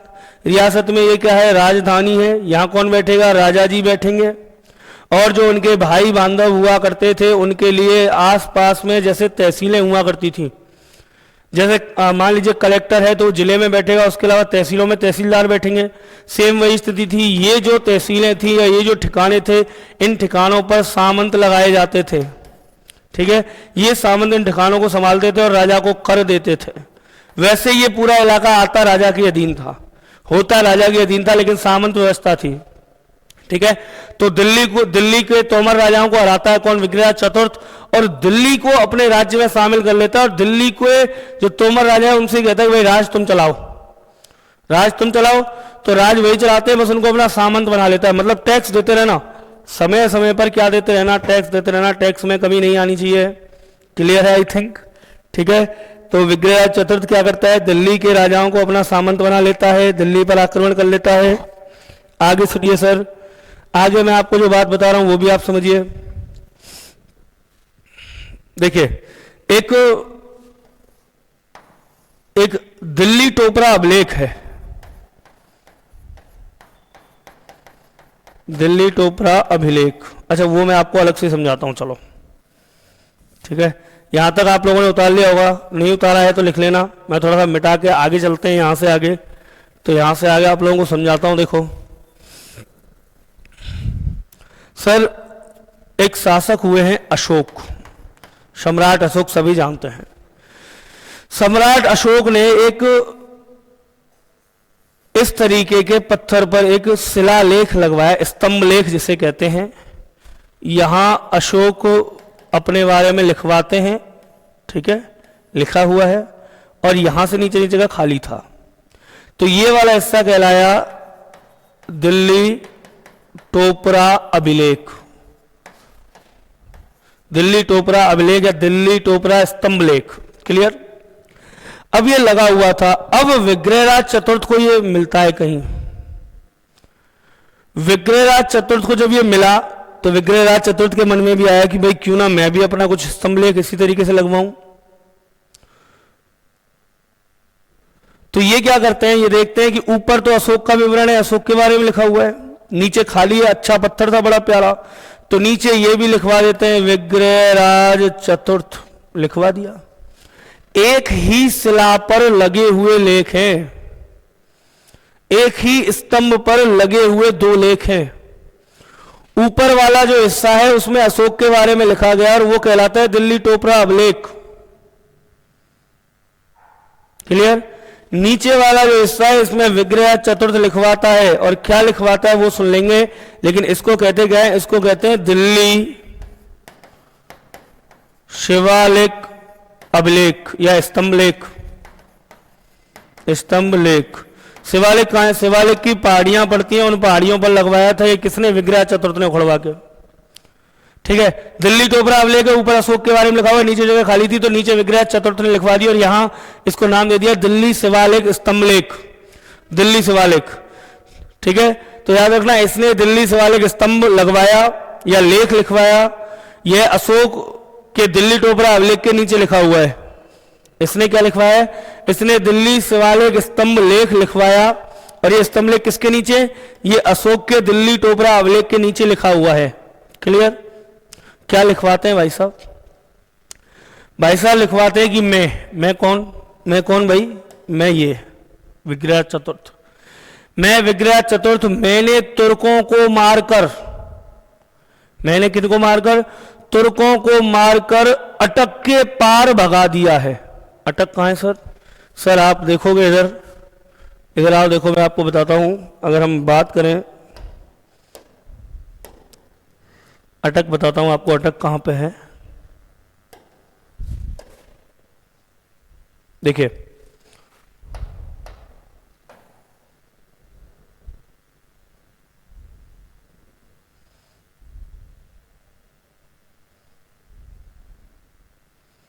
देखो, ये है हमारा क्या, वैली सिस्टम है ना, ये हमारा रिवर सिस्टम है पूरा। और इसमें यदि हम बात करें तो आपको दिख रहा है इंडस नदी बह रही है, इंडस ये रही है। अब इस इंडस नदी के, ये जो नदी है इसमें बहुत सारी नदियां आकर के मिल रही हैं ऊपर से, और इधर क्या है, पाकिस्तान है, क्या पाकिस्तान, इधर क्या है अपना इंडिया। तो इस नदी के पास में जो इंडस नदी आ रही है, सिंधु जो नदी आ रही है, इस नदी के पास में एक जगह है, पाकिस्तान में पड़ती है, जिस जगह का नाम है अटक। क्या नाम है, अटक। और शिवाजी, आपको वो याद होंगे, बाजीराव बिल्लाल, उन्होंने कहा था अटक से कटक तक भारत का झंडा फहराऊंगा। हमारा शासन कहां तक होगा, अटक से कटक तक होगा। तो सर जी अटक तो उधर है, और कटक जो है वो है आपका उड़ीसा में। कहां पर है आपका, उड़ीसा में। तो ऐसे अटक से कटक तक है ना, पाकिस्तान से लेकर के और यहां तक, मतलब कि अटक से कटक तक। तो ये चीजें आपको याद रखनी है सर। वापस चलते हैं, देखो कहां चल रहे थे, है ना। अटक और कटक आप लोगों की समझ में आ गया होगा अब क्या, कि जैसे एक ये अपना राजस्थान हो गया, दोबारा देख लो, ये अपना राजस्थान हो गया ऐसे, और यहाँ पर क्या है पाक, तो पाक में सिंधु घाटी सभ्यता, जो सिंधु घाटी नदी है, जो सिंधु नदी है, उस नदी के पास में एक जगह है, जगह का स्थान है अटक, और अटक से उड़ीसा के कहां तक, कटक तक। तो यही बात ये लिखवाते हैं, मतलब इनकी महत्वाकांक्षाएं हैं। क्या लिखवाते हैं ये इस अभिलेख में लिखवाते हैं अपनी महत्वाकांक्षाएं। क्या कि भाई मैं, मतलब मैं कौन, विग्रह चतुर्थ, विग्रह चतुर्थ मैं, मतलब कि मैंने अब तक जो पुर्तगाली या जो अपने तुर्की आए हैं, उन तुर्कियों को कहां भगा दिया है, पीट करके अटक के पार। मैंने पुर्तों को, है ना, मैंने पुर्तों को मारकर अटक के पार पहुंचा दिया है, और मेरे उत्तराधिकारी उन्हें कभी भी अटक पार नहीं करने देंगे। क्लियर है। पाकिस्तान के सिंध में जगह पड़ती है साहब अटक, क्लियर है, पाकिस्तान के सिंध प्रांत में जगह पड़ती है अटक, और अटक के पार पहुंचा दिया। अच्छा, उस जमाने में हम अटक के पार जाते भी नहीं थे युद्ध करने, हम अटक के पार नहीं जाते थे युद्ध करने। क्यों? क्योंकि हमारी मान्यता थी कि हम इस नदी को कभी पार नहीं करेंगे, इस नदी को पार करने के बाद हमारा धर्म भ्रष्ट हो जाएगा। मतलब इस नदी के उस पार जो लोग रहते हैं ना, वो मदिरा पान करते हैं, मांस खाते हैं, गायों को काट के खाते हैं। तो ऐसी कुछ थिंकिंग थी हम लोगों की कि हम उधर कभी भी युद्ध करने नहीं जाएंगे, वरना हमारा धर्म भ्रष्ट हो जाएगा। और उधर हम कभी गए भी नहीं लड़ने के लिए पहले, है ना। उधर की आक्रांता इधर आना स्टार्ट करते हैं पहले, सॉरी, वो लोग पहले इधर आते हैं युद्ध लड़ने के लिए, हम तो कभी गए नहीं उधर, फिर बाद में भेजे गए हैं, लेकिन पहले तो उधर से ही आए हैं लोग। चलिए ठीक है, आगे बात करते हैं। तो दिल्ली टोपरा अभिलेख, दिल्ली टोपरा अभिलेख अशोक ने लिखवाया है, उसी के नीचे लगा हुआ है विग्रह चतुर्थ का शिवालेख अभिलेख। क्लियर है। इसके अलावा यदि मैं और आगे बात करूं तो और सुन लीजिए, विग्रह चतुर्थ ने ये अभिलेख लगवा दिया अभिलेख, और अभिलेख लगवा करके ये कह देते हैं कि भाई मैंने पुर्तों को मार करके अटक के पार पहुंचा दिया, और मेरे उत्तराधिकारी कभी भी उन्हें अटक पार नहीं करने देंगे। इसके अलावा विग्रह चतुर्थ, कौन, विग्रह चतुर्थ अजमेर में एक पाठशाला का निर्माण करवाते हैं बेटा। कैसी पाठशाला? संस्कृत पाठशाला का निर्माण करवाते हैं। इस पाठशाला का नाम था सरस्वती कंठाभरण, सरस्वती कंठाभरण नामक पाठशाला का निर्माण करवाते हैं। कौन सी पाठशाला? सरस्वती कंठाभरण नामक पाठशाला का निर्माण करवाते हैं, सरस्वती कंठाभरण नामक पाठशाला का निर्माण करवाते हैं। इस पाठशाला, जो संस्कृत पाठशाला है, इस पाठशाला की जो दीवारें थी, क्या थी, जो इस पाठशाला की जो दीवारें थी, उन दीवारों पर बेटा याद रखना हरकेली नाटक की पंक्तियां लिखी गई थी। हरकेली नाटक की क्या लिखी गई थी? पंक्तियां लिखी गई थी। हरकेली, हर का मतलब होता है भगवान शिव, हर का मतलब क्या है मुन्ना? भगवान शिव, और केली का मतलब होता है खेल, है ना। तो भगवान शिव के जो खेल है, भगवान शिव के जो खेल हैं, हर केली, हर का मतलब भगवान शिव, और केली का जो अर्थ होता है वो होता है बेटा लीला, लीला करना या खेल दिखाना, है ना। हर केली भगवान शिव की लीला है, भगवान शिव की लीला किसने लिखी है? हरकेली। तो हरकेली लिखी है विग्रह चतुर्थ ने। हरकेली की पंक्तियां, हरकेली की जो पंक्तियां थी, जैसे आजकल लिखा नहीं होता है स्कूलों के बाहर, है ना, स्वच्छ धरा बनानी है ना, बीड़ी पीकर खास रहा है, मौत के आगे नाच रहा है, स्लोगन लिखे रहते ना। तो वही स्लोगन लिखवाए गए थे किसकी दीवारों पर? सरस्वती कंठाभरण जो पाठशाला बनी थी, संस्कृत पाठशाला, उसकी दीवारों पर हरकेली नाटक की पंक्तियां लिखवाई गई थी। क्लियर। अब होता क्या है कालांतर में, अब कहां गई ये पाठशाला सर? तो सुनिए, ये अजमेर के शासक विग्रह चतुर्थ ने बनवाई थी, लेकिन लेटर ऑन, मतलब कि कालांतर में, कुछ समय बाद क्या होता है कि एक अफगानी हुए थे कुतुबुद्दीन ऐबक। कौन हुए थे? कुतुबुद्दीन ऐबक।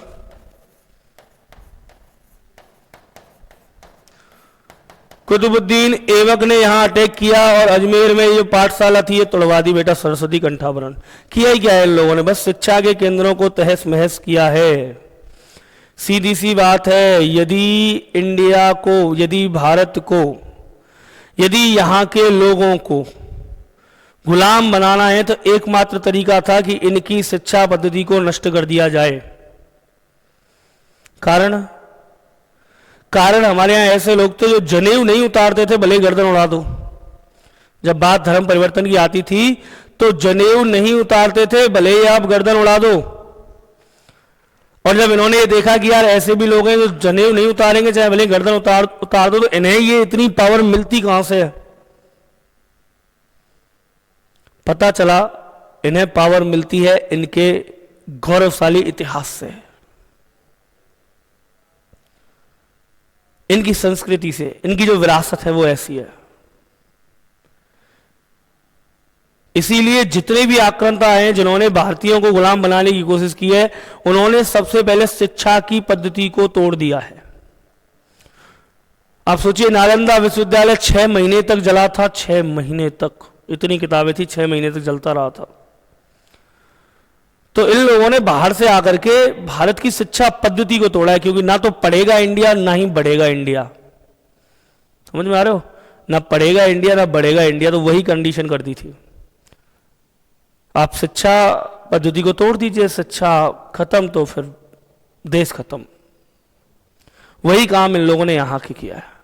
ठीक है, तो चलिए देखिए, कुतुबुद्दीन ऐबक, इसने विग्रहराज चतुर्थ ने यहाँ संस्कृत पाठशाला का निर्माण करवाया। अजमेर में, और संस्कृत पाठशाला का नाम क्या है? सरस्वती कंठाभरण। कुतुबुद्दीन ऐबक आता है, कौन आता है? कुतुबुद्दीन ऐबक आता है, संस्कृत पाठशाला को तोड़ देता है, और तोड़ करके क्या बनवा देता है? मस्जिद। मस्जिद में कन्वर्ट करवा देता है। किसको? उसी संस्कृत पाठशाला को। संस्कृत पाठशाला को कुतुबुद्दीन ऐबक आता है और तोड़ करके किसमें बदल देता है? मस्जिद में बदल देता है। यहां पर क्या होता है बेटा? यहां पर आप लोग ध्यान रखें कि 2.5 दिन का पीर पंजाब शाह, किसका? पीर पंजाब शाह का 2.5 दिन का उर्स लगता है। क्या लगता है? पीर पंजाब शाह का 2.5 दिन का उर्स लगता है इस मस्जिद पर, है ना। और इसी मस्जिद को कहा जाता है 2.5 दिन का झोंपड़ा। 2.5 दिन का झोंपड़ा। अलग अलग कीमतियां हैं। कुछ कहते हैं कि सर ये 2.5 दिन में बनके तैयार हो गया था इसलिए कहते हैं, कुछ कहते हैं कि सर पीर पंजाल का ये 2.5 दिन का उर्स लगता है इसलिए इसको 2.5 दिन का झोंपड़ा कहते हैं। अलग अलग कहानियां हैं, अलग अलग कीमतियां हैं। बाकी आप ध्यान रखिए कि अजमेर में एक पाठशाला का निर्माण करवाया विग्रहराज चतुर्थ ने।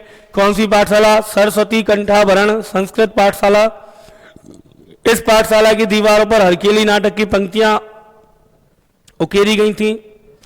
इस पाठशाला को बाद में कुतुबुद्दीन ऐबक तोड़ देता है और तोड़ करके यहाँ मस्जिद बनवाता है। उस मस्जिद पे 2.5 दिन का पीर पंजाब शाह का उर्स लगता है, इसीलिए उसे 2.5 दिन का झोंपड़ा कहते हैं। इसीलिए उसे क्या कहते हैं सर? 2.5 दिन का झोंपड़ा कहते हैं। क्लियर है? पीर पंजाब शाह का उर्स लगता है इसीलिए उसे क्या कहते हैं? 2.5 दिन का झोंपड़ा कहते हैं। क्लियर? चलिए आगे चलते हैं। तो आगे देखिए और इन्होंने क्या क्या किया, तो आगे बात करते हैं और इन्होंने क्या क्या किया है। चलिए यहां तक बातें क्लियर हैं। अजमेर में, है ना, संस्कृत पाठशाला का निर्माण करवाया और कुतुबुद्दीन ऐबक ने आगे से तोड़ दिया, इसे 2.5 दिन का झोंपड़ा कहा जाता है। चलिए आगे चलते हैं। आगे देखिए, है ना, बात चल रही है विग्रहराज चतुर्थ की। तो विग्रहराज चतुर्थ ने और क्या किया वो सुन लीजिए। विग्रहराज चतुर्थ ने सर बीसलपुर, कौन सा पुर? बीसलपुर। यदि हम बीसलपुर की बात करें तो बीसलपुर नगर की स्थापना की तथा यह एक तालाब बनवाया। बीसलपुर नगर की स्थापना की तथा यहां एक तालाब बनवाया। एक तालाब, ठीक है, यहां एक तालाब बनवाया। किसने? बीसलपुर नगर की स्थापना की तथा यह एक तालाब बनवाया। वही बीसलपुर बांध जो आज बना हुआ है, पूरा जयपुर जिससे अपना प्यास बुझा रहा है ना। जयपुर क्या, जयपुर के आसपास के इलाके भी बीसलपुर बांध का ही पानी, टोंक वगैरह में, इन सब में बीसलपुर बांध का पानी जा रहा है और उसी से प्यास बुझ रही है। तो इस बीसलपुर नगर की स्थापना तथा यहाँ पर एक तालाब की स्थापना किसने करवाई है? विग्रहराज चतुर्थ ने करवाई है। किसने करवाई है? विग्रहराज चतुर्थ ने। इसके अलावा आपको बता दूं, धर्मघोष सूरी, याद आया? धर्मघोष, बिल्कुल, है ना, एक धर्मघोष सूरी था। इनके पास आता है, जो सर जी दिक्कत हो गई खड़ी महाराज। बोला क्या? बोला हम रहते हैं एकादशी का उपवास। किसका उपवास रहते हैं? एकादशी का। और हम घर से जब निकलते हैं पूजा करने के लिए तो रास्ते में बहुत सारी मांस की दुकानें हैं। हम पूजा करने जा रहे होते हैं और वो लोग पशुओं को काट रहे होते हैं। किससे कहा? धर्मघोष सूरी ने विग्रहराज चतुर्थ से। बोले बस इतनी सी बात? सूरी जी इतनी सी बात? राजा कौन है? राजा मैं हूं। कौन है राजा? मैं हूं। मैं राजा हूं, डोंट वरी बी हैप्पी, तुरंत एक आदेश पारित करते हैं, अपनी मुद्रा की छाप लगाते हैं और उस आदेश को सार्वजनिक कर देते हैं। क्या था आदेश, तो वो सुन लीजिए। विग्रहराज चतुर्थ ने आदेश दिया था कि आज के बाद एकादशी पर, कब, एकादशी पर, एकादशी के दिन आज के बाद पशु हत्या पर रोक लगाई जाती है। इसका मतलब एकादशी के दिन किसी भी पशु की हत्या नहीं की जाएगी। क्लियर, क्लियर है ना। चलिए, इसी तरीके के हमारे योगी जी हुए गोरखपुर के सीट से जो विजेता रहे हैं चुनाव में। योगी जी भी ऐसे ही है, नवरात्रा में बोल दिया था 9 दिन का भैया मांस की दुकानें बंद रहेंगी, ऐसे आदेश निकाल देते हैं। तो ये भी राजा ही है ना, ऐसे ही राजा ये थे विग्रह चतुर्थ जी। तो किसके कहने पर, आपको याद रखना है, धर्मघोष सूरी, धर्मघोष सूरी के कहने पर एकादशी के दिन पशु हत्या पर रोक लगाई, पशु हत्या पर रोक लगाई।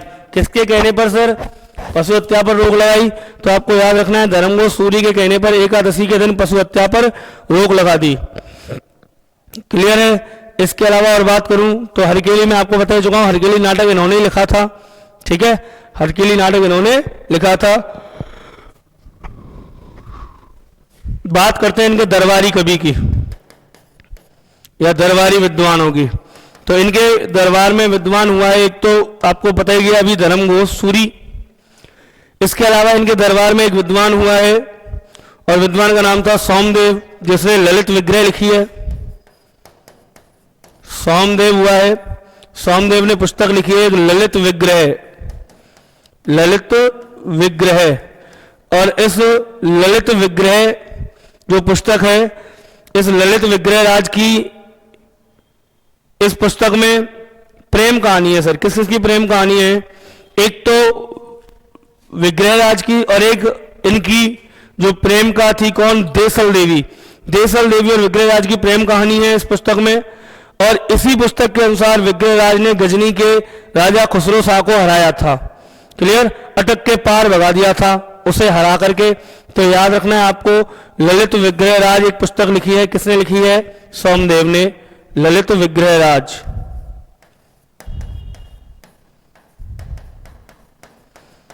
ललित विग्रह राज पुस्तक के राइटर हैं कौन? सोमदेव, जो इनके दरबारी विद्वान थे।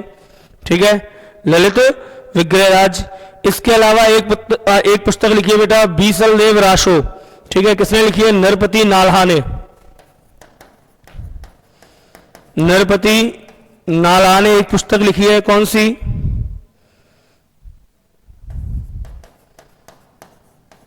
बीसल देव राशो। कौन सी पुस्तक लिखी है? बीसल देव राशो। किसने लिखी है? नरपति नाल्हा ने। ना है ये, क्या है ये? नाल्हा, नरपति नाल्हा। नरपति नाल्हा ने एक पुस्तक लिखी है, कौन सी लिखी है? बीसल देव रासो। कौन सी रासो लिखी बेटा? बीसल देव रासो लिखी है, और यह गौड़वाड़ी भाषा में लिखी गई है, ध्यान रखना। गौड़वाड़ी मारवाड़ी भाषा की एक उपबोली है। ठीक है, चलिए आगे बात करें तो आगे सुन लीजिए। इनको जो उपाधि दी गई है बेटा, 2 उपाधियां दी गई हैं। अगर मैं उपाधि की बात करूं, उपाधि 2 दी गई है। एक तो दिया गया है बीसल देव, क्योंकि बीसलपुर शहर बसाया इसलिए एक उपाधि दे दी गई बीसल देव। कौन सी उपाधि दे दी गई? बीसलपुर शहर बसाया इसलिए उपाधि दे दी गई बीसल देव की। क्लियर। बीसल देव के अलावा इन्हें दूसरी उपाधि जो दी गई है सेकंड, वो उपाधि दी गई है भाई किसकी? कवि बंधु की। कवि बंधु, जयनायक हुए थे कवि बंधु। जयनायक भट्ट हुए थे। कौन से भट्ट हुए थे? जयनायक भट्ट। और जयनायक भट्ट हुए थे, इनके दरबार में कवि थे, दरबारी कवि। कौन? जयनायक भट्ट। जयनायक भट्ट इनके दरबारी कवि थे, और जयनायक भट्ट ने इनको उपाधि दी है किसकी? कवि बंधु की। चलिए यहां तक की बात समझ में आई। तो यहां आकर के विग्रहराज चतुर्थ भी समाप्त होते हैं। दोबारा सुन लीजिए विग्रहराज चतुर्थ को। ठीक है, क्या क्या किया विग्रहराज चतुर्थ ने? यदि मैं बात करूं स्टार्टिंग से, तो विग्रहराज चतुर्थ ने इतिहासकार दशरथ शर्मा के अनुसार इनका शासनकाल अजमेर के 54वां शासनकाल रहा है। गुजरात के किसके?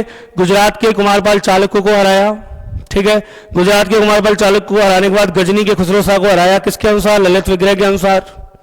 ठीक, उसको हराने के बाद फिर आपको पता है दिल्ली के तोमर राजा थे, उनको हराया, दिल्ली को अपने अधिकार क्षेत्र में ले लिया और दिल्ली के राजा तोमरों को अपना सामंत बना लिया।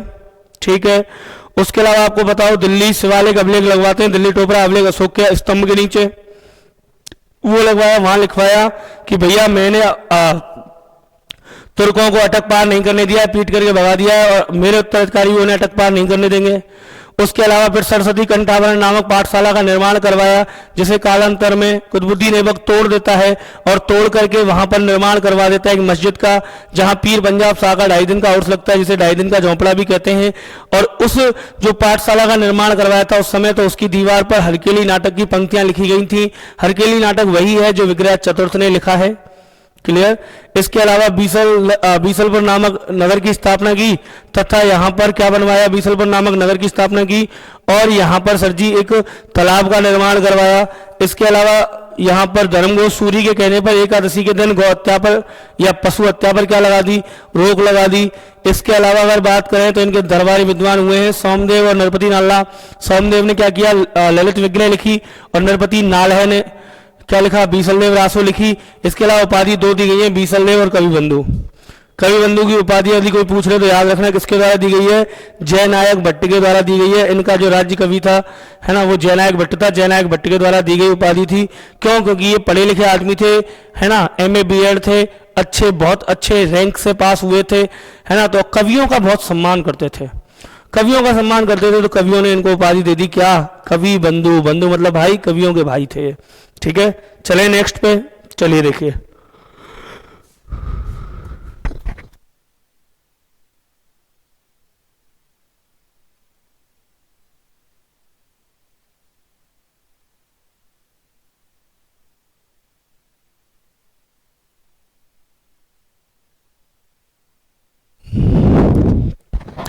चलिए सर आगे चलते हैं ना। यहाँ के बाद देखिए, यहाँ के बाद राजा कौन बनेगा, अपन वहीं जाते हैं पिछले बनने पे पहले। ये देखो, जगदेव हमने पढ़ लिया, जगदेव राजा हो गया। विग्रह चतुर्थ पढ़ लिया, विग्रह चतुर्थ के बाद कौन बना, अपर गंगे।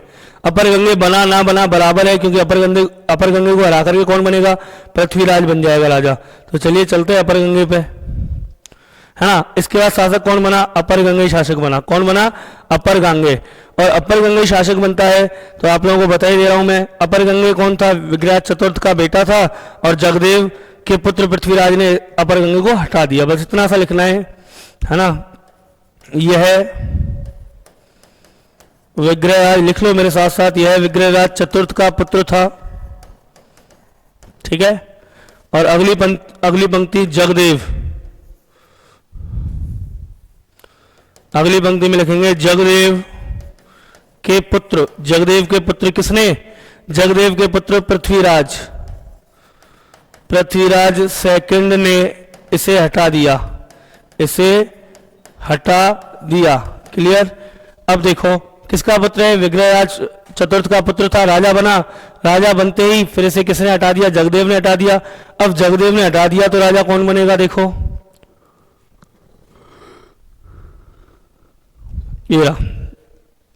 ये लो, देखो ये बनी चुका है जगदेव, विग्रह चतुर्थ हो गया है। अपर गंगे को किसने हटा दिया, पृथ्वीराज ने। तो अब राजा कौन बनेगा, पृथ्वीराज। ठीक है, पृथ्वी की राज के बाद उधर पहुंच जाएंगे डायरेक्ट।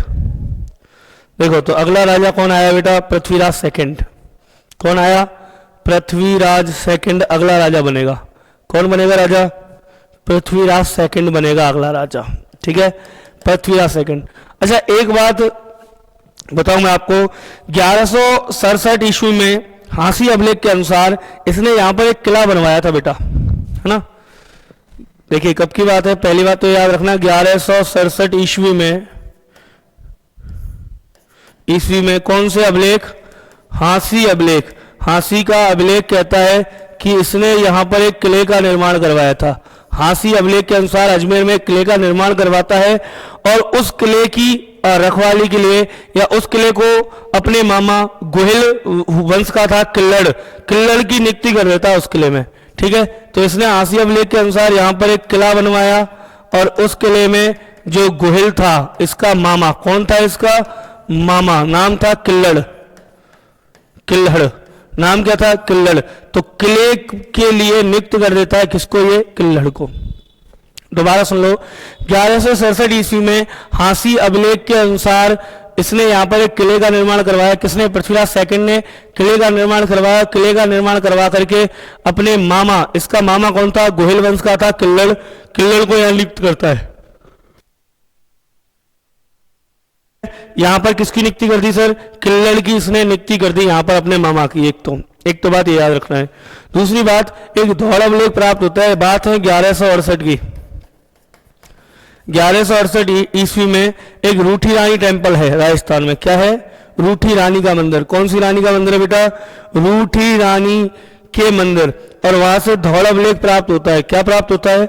धौल अभिलेख, है ना।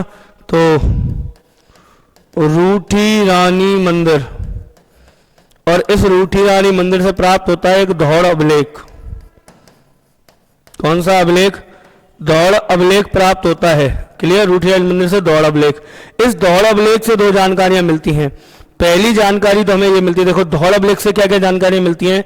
धौल अभिलेख से पहली जानकारी तो ये मिलती है कि पृथ्वीराज सेकंड ने जो राज्य प्राप्त किया ना, वो अपने बाहुबल से प्राप्त किया है। मतलब ऐसा नहीं है किसी ने इसकी हेल्प की हो ना, इसने अपर गंगे को बुलाया, उससे युद्ध किया, अपर गंगे को युद्ध में हराता है, हरा के बोलता है भैया अजमेर को खाली कर दो, आज से मैं राजा हूं, है ना। अपर गंगे और नागार्जुन अपने भाई को लेकर के गुरुग्राम चला जाता है, गुड़गांवा, और वहां पर कब्जा किसका हो जाता है? पृथ्वीराज सेकंड का। तो याद रखना, रूठी रानी मंदिर का जो धौल अभिलेख है, उस धौल अभिलेख में ये बात लिखी हुई है कि पृथ्वीराज सेकंड ने जो राज्य प्राप्त किया है, पृथ्वीराज सेकंड ने जो राज्य प्राप्त किया है वो अपने बाहुबल से प्राप्त किया है। कैसे? बाहुबल, बाहुबल से, सॉरी, है ना। राज्य कैसे प्राप्त किया है? बाहुबल से राज्य प्राप्त करता है पृथ्वीराज सेकंड। क्लियर? कैसे राज्य प्राप्त करता है? बाहुबल से राज्य प्राप्त करता है पृथ्वीराज सेकंड। क्लियर है सर? और इसके अलावा यहाँ एक चीज और मिलती है इसी अभिलेख के अनुसार, इसी अभिलेख के अनुसार दूसरी चीज मिलती है कि इसकी एक रानी हुई है, और रानी का नाम जो है वो है सुहाव देवी। कौन सी देवी? सुहाव देवी इसकी रानी का नाम मिलता है इस अभिलेख में। क्लियर है? इस अभिलेख में इसकी रानी का नाम क्या मिलता है सर? इसकी रानी का नाम मिलता है सुहाव देवी। कौन सी देवी? सुहाव देवी। चलिए मित्रों, हमारा समय भी हो चुका है ना, और मुलाकात करेंगे आगे की, यहां से आगे की कल। आप एक बार देखो, इसको याद ढंग से रखना जो अपन बता रहे हैं, है ना। यहां से आगे पढ़ेंगे अपन बाद में। आप लोग ये याद जरूर रखना कि हम ये जो पढ़ रहे थे यहाँ पे पढ़ा था, सुधवा, जगदेव, विग्रहराज कौन कौन कैसे कैसे राजा बनाए, और अभी हम जो चल रहे हैं वो पृथ्वीराज सेकंड पे चल रहे हैं। पृथ्वीराज सेकंड को हमने खत्म कर लिया है, तो ये राजा इधर साइड के हो गए क्लोज। अब अपन जब कल की क्लास लेंगे तो क्लास यहाँ से चलेगी क्लास, कहाँ से? सोमेश्वर चौहान से। ठीक है? जगदेव राजा बना, जगदेव का विग्रहराज चतुर्थ आता है, विग्रहराज चतुर्थ के बाद अपर गंगे को हटा के पृथ्वीराज राजा बन जाता है। पृथ्वीराज के बारे में केवल इतनी जानकारियां हैं। कितनी जानकारियां पृथ्वीराज के बारे में? दोबारा से देख लो, है ना। पृथ्वीराज के बारे में इतनी जानकारियां हैं। कितनी? एक तो ये जानकारी मिलती है कि हांसी अभिलेख के अनुसार इसने यहाँ किले का निर्माण करवाया और किले पर नियुक्त कर दिया अपने मामा गोयल को। क्या नाम था? किल्लड़। किल्लड़ को नियुक्त कर दिया कि मामा श्री, यदि अपर गंगे या नागार्जुन लौट के आते हैं तो मुझे तुरंत तत्काल प्रभाव से इंतला कर दी जाए, और मैं आऊंगा, फिर से चटकाऊंगा और फिर से भगाऊंगा। ठीक है? तो इसलिए किले का निर्माण करवाया था निगरानी के लिए। अगला 1168 ईस्वी में रूठी रानी मंदिर से एक अभिलेख प्राप्त होता है। कौन सा? धौल अभिलेख। और धौल अभिलेख के अनुसार इसने राज्य बाहुबल से प्राप्त किया था, मतलब युद्ध करके राज्य प्राप्त किया था। अपर गंगे को भगाया नहीं था, युद्ध में हराया था, युद्ध में हरा करके राज्य प्राप्त किया था। इसके अलावा इसकी जो रानी है सुहाव देवी, इसकी रानी की भी नाम मिलता है कि इसकी जो रानी थी वो थी सुहाव देवी। क्या नाम थी इसकी रानी के नाम? सुहाव देवी। एक और जानकारी मिलती है कि भीलवाड़ा में एक जगह पड़ती है मैनाल, है ना। अपनी रानी के नाम पर, अपनी रानी के नाम पर क्या करता है कि भीलवाड़ा, और भीलवाड़ा में एक जगह पड़ती है सर मैनाल। मैनाल, भीलवाड़ा में एक जगह पड़ती है क्या? मैनाल। मैनाल में अपनी पत्नी के नाम पर सुहेश्वर महादेव मंदिर का निर्माण करवाता है। सुहेश्वर मंदिर का निर्माण करवाता है। कौन से सर? सुहेश्वर मंदिर का निर्माण करवाता है। कहां पर सर? मैनाल में। क्लियर है? चलिए, तो आगे की मुलाकात होगी मित्रों कल, और कल के लिए आप लोग याद रखिए हम अगली क्लास में पढ़ेंगे सोमेश्वर चौहान। बहुत ही दमदार शासक हुआ है सोमेश्वर चौहान। तब तक के लिए आप सभी को शुभ रात्रि, good night, sweet dreams, take care, जय हिंद, जय भारत।